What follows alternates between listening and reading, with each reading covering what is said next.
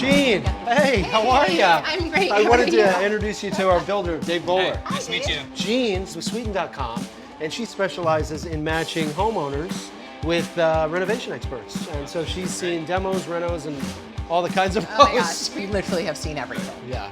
We're really glad to have Jean from Sweeten here because we have this unpermitted breezeway that the Holtz Clause inherited, and she knows what it takes to solve these problems. A lot of times that happens, you'll buy a home and you think you can renovate something that's been unpermitted, and it's like peeling back layers of a nightmare, right? It's like a Pandora's box. So once you touch one thing, you know this, everything has to be up to code. You can't just fix the electrical, you have to fix the plumbing, you have to fix the structural and the foundation. And I think that people think that like, oh, I don't need to hire a licensed general contractor.